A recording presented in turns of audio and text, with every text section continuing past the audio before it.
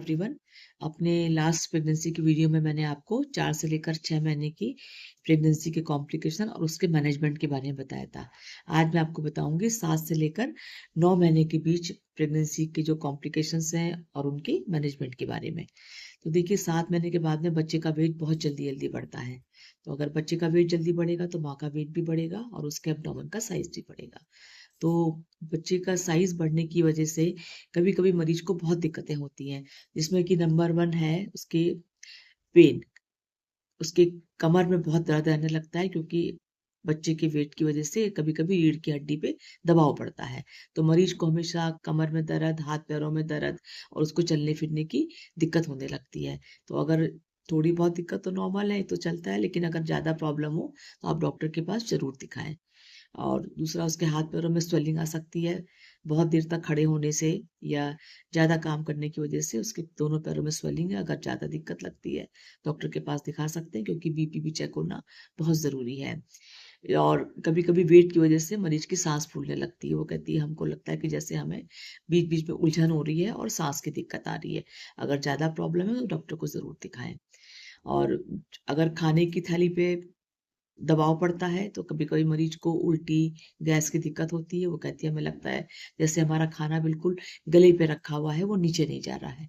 तो ऐसी कंडीशन में हम लोग पेशेंट को बोलते हैं कि तुम थोड़ा-थोड़ा खाना फ्रीक्वेंट मील्स में लो, जल्दी-जल्दी ले लो और खाने में बिल्कुल तला-भुना अवॉइड करें, सिंपल हेल्दी खाना खाएँ, सब्जी, रोटी, दाल, चावल।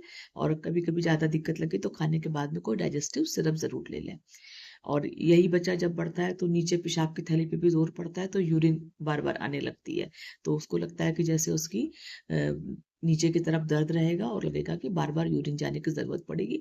तो वैसे तो कंडीशन नॉर्मल है, लेकिन कभी-कभी यूरिन में इन्फेक्शन भी होता है, उसकी वज़ह से भी दिक्कत हो सकती है। तो आप डॉक्टर के पास ज़रूर जाइए। वो देखेंगे कि आपको बच्चे की वज़ह से दिक्कत हो रही है या कोई यूरिन में इन्फेक्शन है।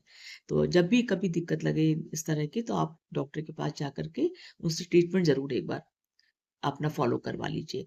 और बीपी आपने दिखाना ही दिखाना है बराबर। ये तो आप हर मंथ का एक जान लीजिए कि हर आपको चौथे महीने से अपना जो चार्ट है एंटीनेंटल चार्ट वो ज़रूर फ़ॉलो करना है। हर बार आप डॉक्टर के पास जाएँगी और अपना बीपी वज़न ज़रूर चेक कराइए। और अब इसमें क्या-क्या कॉम्प्लिकेशंस आ सकते हैं। देखिए जैसे ही समय पूरा होता है या मतलब कि जब हम डिलीवरी की डेट की तरफ बढ़ते हैं, जिसको हम लोग ईडीडी बोलते हैं, तो अगर पूरे समय तक बच्चा पहुँच जाता है तो कोई दिक्कत वाली बात ही नहीं है। लेकिन कभी-कभी कुछ-कुछ प्रॉब्लम समय से पहले आने लगती हैं।